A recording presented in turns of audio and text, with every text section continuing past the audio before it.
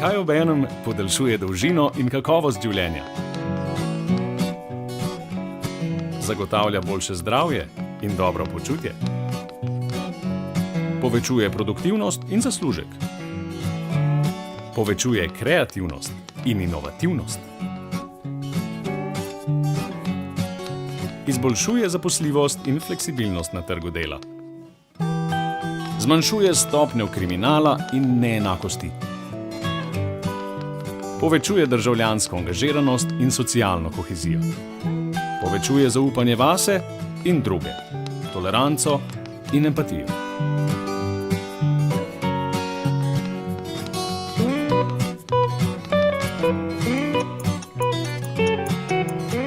Odgovor na vsa vprašanja je učenje.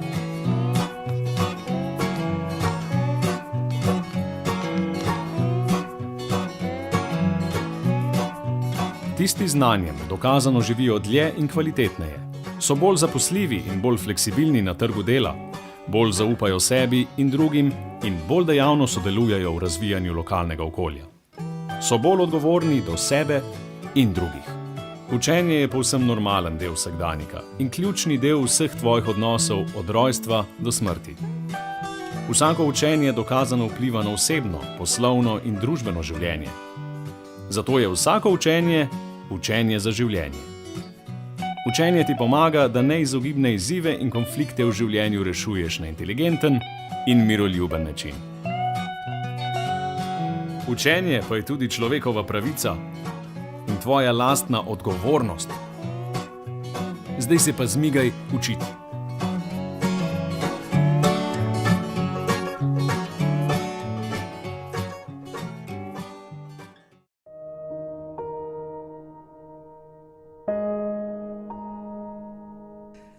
Spoštovani udeleženci letnega posveta o izobraževanju odraslih 2015.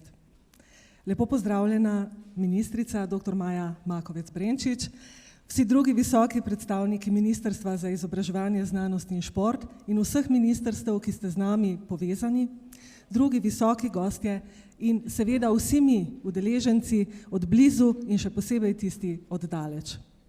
Ta kratek video, morda nekoliko nenavaden uvod v naše današnje srečanje, ponazarja vse to, kar učenje, vseživljenjsko učenje, pa še zlasti izobraževanje odraslih je. V ozadju so 4 stebri. Učenje za biti, za znati delati, za pridobivati znanje in za živeti v skupnosti, kar je v zadnjem času še prav posebej pomembno. To je bilo v ozadju tega videa, ki nas spremlja, to je poslanstvo, s katerim živimo, za katerega delujemo. Lepo prosim gospo ministrico, da nam pove, kako nas vidi in kaj od nas pričakuje ona. Izvolite.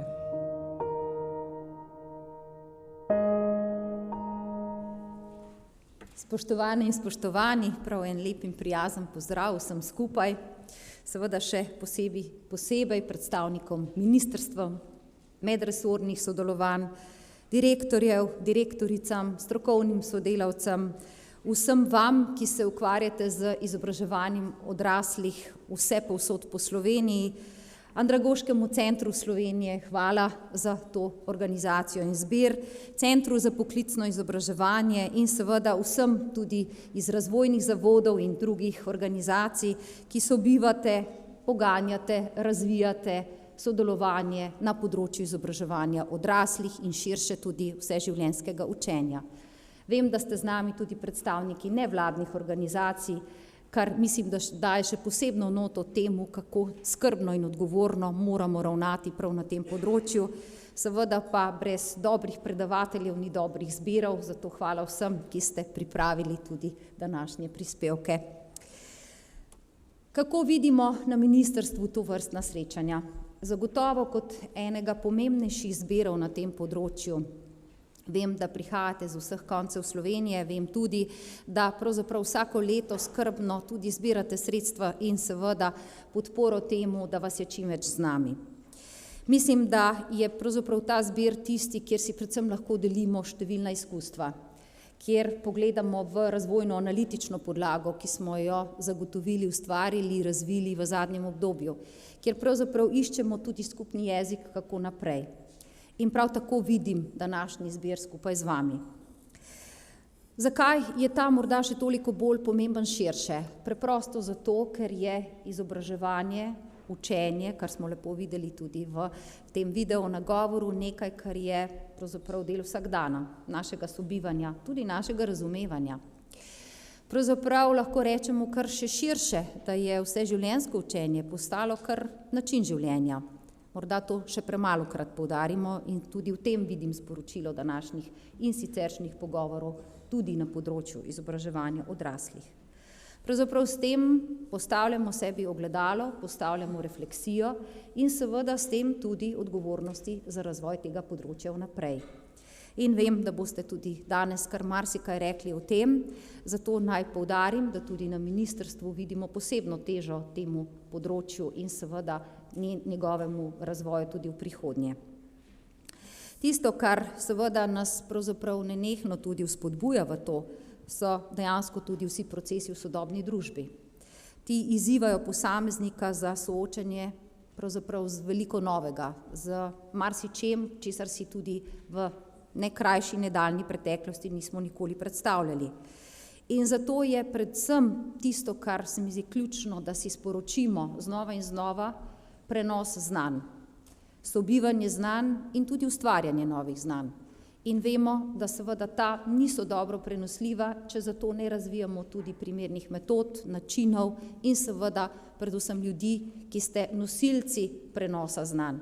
In tukaj je še kako pomembno, da vsi, ki ste vključeni v te procese, v resnici opolnomočite znova in znova vsa vaša vedenja, kompetence, tudi veščine, saj so prav to izzivi, ki pravzaprav na nek način soočajo vse nas, tiste nosilce izobraževalnih procesov, ki se pričnejo od prvega leta vrtčevske vzgoje in izobraževanja. Nekaj, kar si tudi ni več mogoče predstavljati, je seveda izobraževalni sistem brez kakršnekoli vseobsežne možnosti vse vključevanja, pravičnosti, torej dostopnosti vsem, še posebej ranljivim skupinam. In vem, da se z njimi kar pogosto ukvarjate. Vem, da se ukvarjate tudi s skupinami, ki so včasih na takšnem obrobju, ki pravzaprav kličejo po tem, da jim kot družba pristopimo. In učenje je tukaj tista rdeča nit, ki nas najbolj lahko nadgrajuje in povezuje drug drugega in drug drugemu. Tudi v tretjem življenjskem obdobju vidimo marsikateri izziv in zato ponovno poudarjam to vseživljenjskost. Res premalokrat tudi v sodobni družbi opozorimo na to in prav vi ste tisti nosilci, ki to udejanjate, da je to v resnici način življenja. Samih učinkov izobraževanja seveda ne samo na področju prenosa znanja, ampak predvsem na področju kakovosti življenja verjetno ni posebej potrebno poudarjati. Bi pa posebej poudarila nekaj, kar se mi zdi ključno prav na področju izobraževanja odraslih.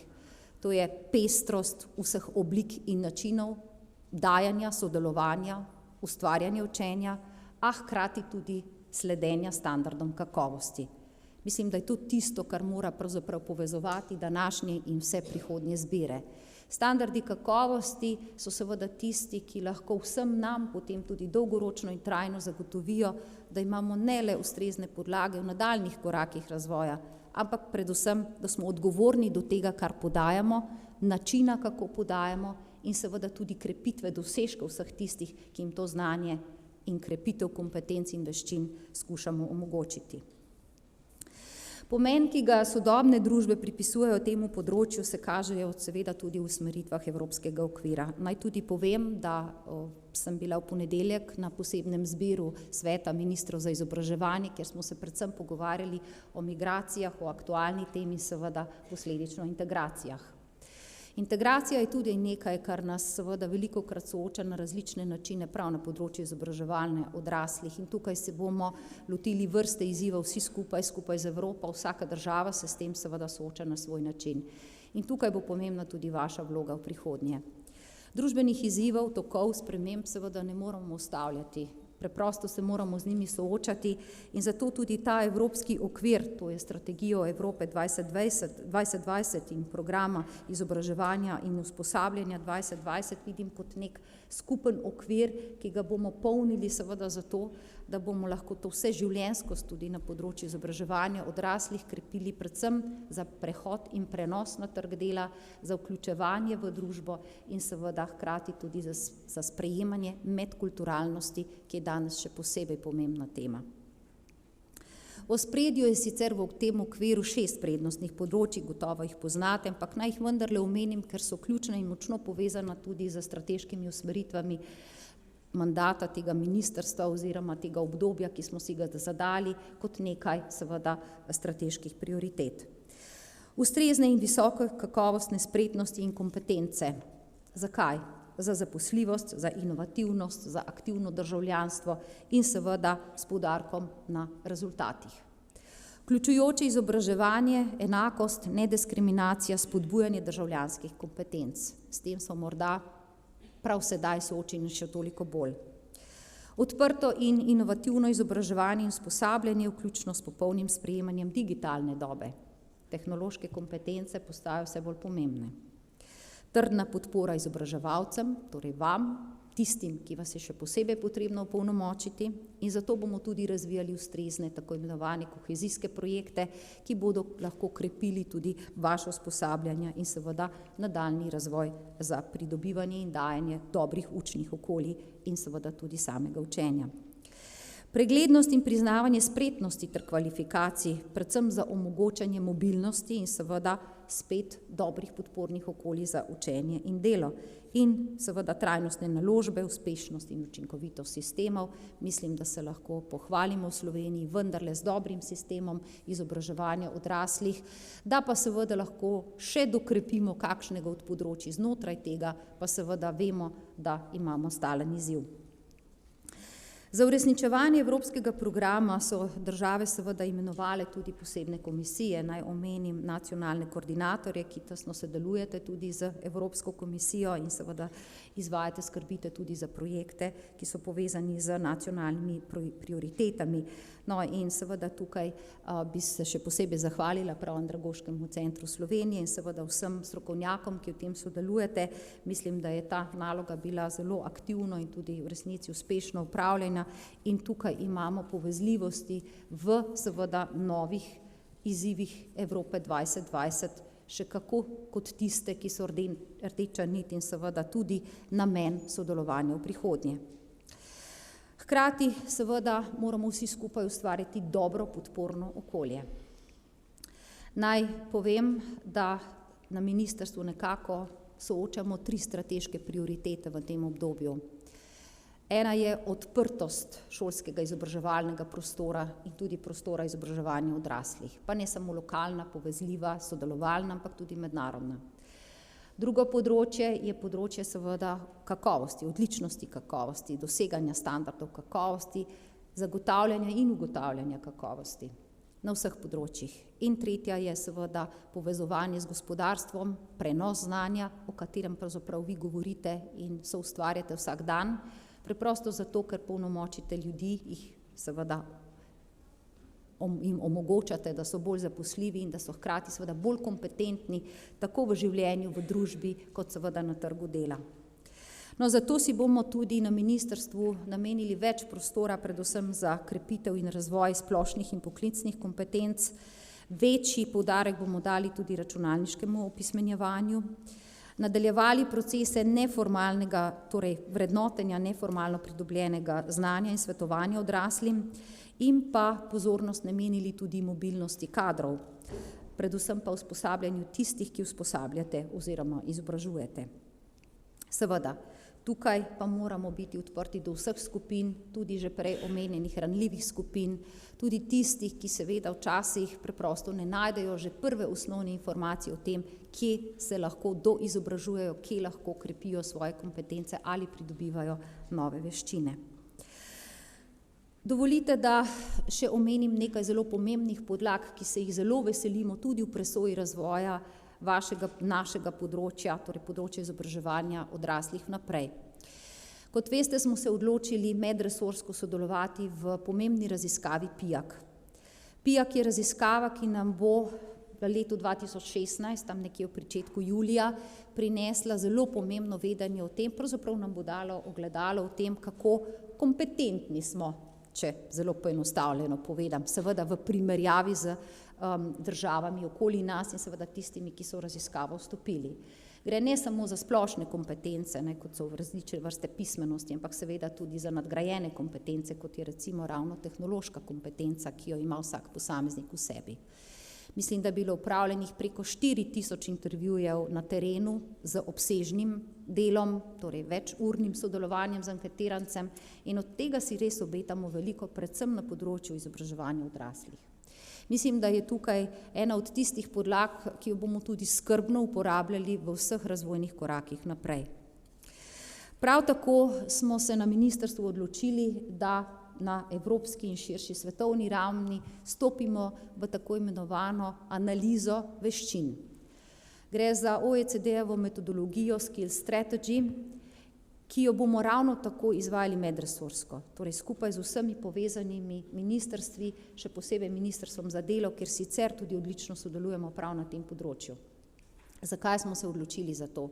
Zato, da kompetence povežemo seveda tudi z veščinskim vidikom in da na tak način v letu 2016 ustvarimo celovite podlage za nadaljnje razvojne korake.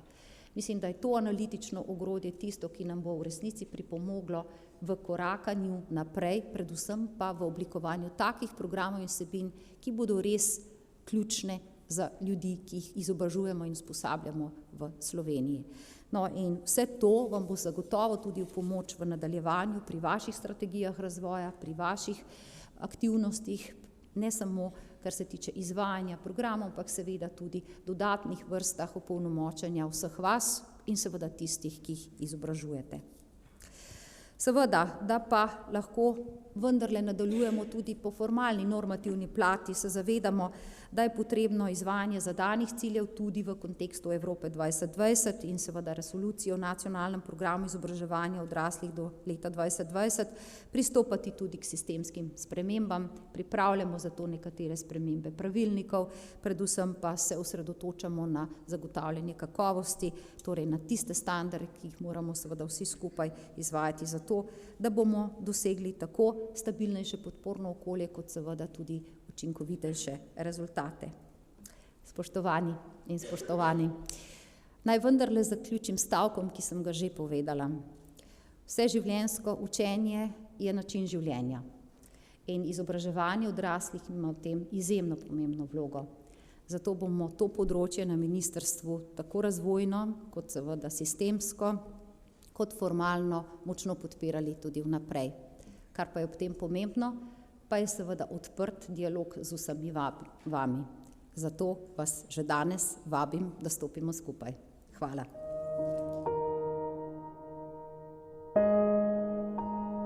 Spoštovana gospa ministrica, dragi kolegice in kolegi, veselje in čast mi je, da vas lahko pozdravim v imenu Andragoškega centra Slovenije v času tradicionalnega letnega posveta o izobraževanju odraslih.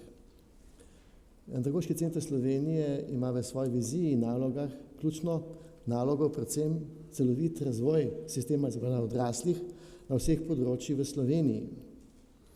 Danes bi rad v svojem nagovoru poudaril samo nekaj ključnih nalog, ciljev in pa izzivov, s katerimi se Andragoški center ukvarja v letošnjem letu na področju razvoja sistema izobraževanja odraslih v Sloveniji.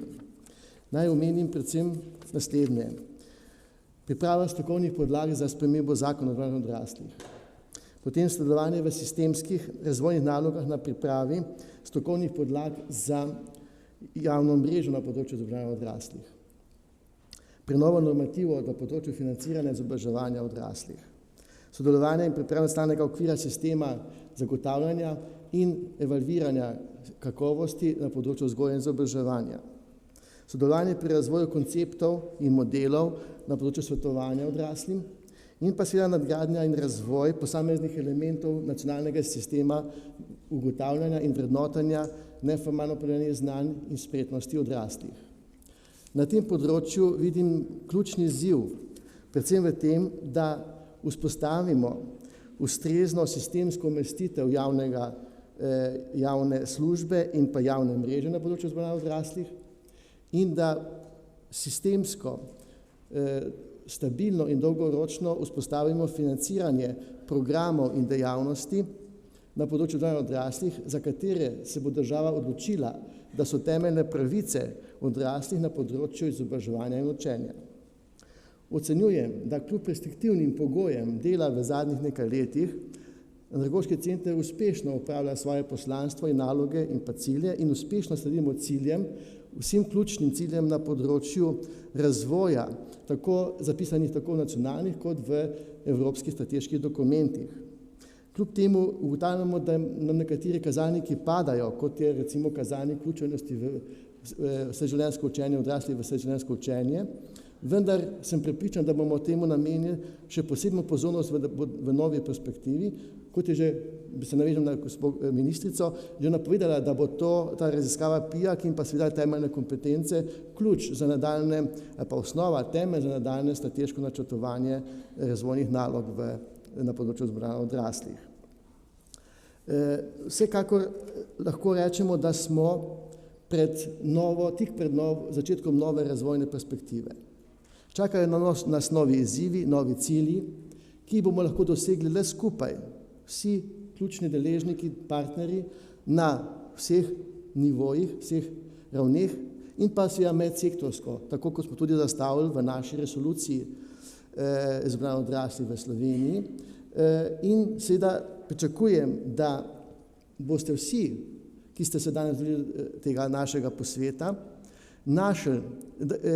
aktivno sodelovali in prispevali k našemu programu in našli vsak svoj delček programa, informacije, nova vedenja, mogoče kakšno znanje, zaradi katerega ste se odločili, da se udeležite današnjega posveta.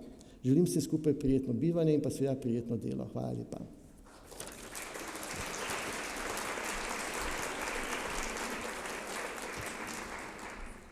Hvala lepa še za ta vidik.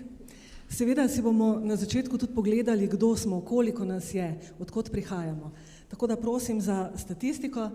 Prijavljenih vas je bilo okrog 330. Nekaj bolezni je poseglo vmes, tako da trenutno nas je okrog 308.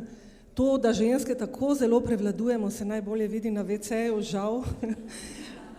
Kar se tiče potem naslednje. Tudi ta graf ne preseneča, osrednja slovenska regija, ker smo pač za vogalom, zato je nas pač največ, ampak kot sem že prej rekla, posebej pozdravljeni vsi, ki ste oddaleč in ki ste bili prvi tukaj, kot sem opazila, iz Pomurske regije, iz Štajerske in podobno. Potem pa še po vrsti organizacij, tudi to ne preseneča, predstavnikov ljudskih univerz je največ, pač res ključni akterji na področju izobraževanja odraslih, ampak daleč od tega, da bi bili edini, kajti da izpolnimo tisto sliko, ki smo jo prikazali na začetku, ki jo je omenila tudi gospa ministrica, moramo sodelovati vsi posamezniki, skupine, raznovrstne ustanove. Tako, zdaj pa 308 nas je, 300 tukaj danes v živo. Če bi se vsi preselili v elektronsko platformo za izobraževanje odraslih, EPALE, ki je letos zaživel, bi to bilo enkratno, ker bi se lahko sestajali pod narekovaji vsak dan, pisali spletne dnevnike, pisali komentarje, objavljali novice, dogodke, promovirali svoje in podobno. Andragoški center pri uveljavljanju EPALE neposredno sodeluje z ključno ustanovo, to je CMEPIUS, na kratko rečeno, kjer deluje nacionalna podporna služba za uveljavljanje te platforme. In v tem trenutku poziv, poglejte, kaj to je, registrirajte se in predvsem pišite, sodelujte, izrazite svoje mnenje. Zdaj pa prehajamo na naslednji prispevek in še prav posebej me veseli, da imamo tukaj danes gosta, profesorja dr. Marka Pavliho, ki pa bo govoril o, kot ste videli v programu, o vedoželjnosti kot civilizacijski logiki. Vedoželjnost, radovednost, lepa čednost.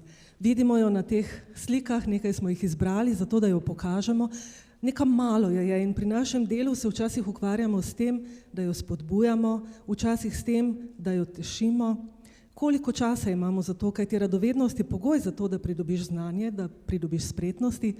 Če vas zanima, koliko je ura pri tem, bo to povedal dr. Pavliha.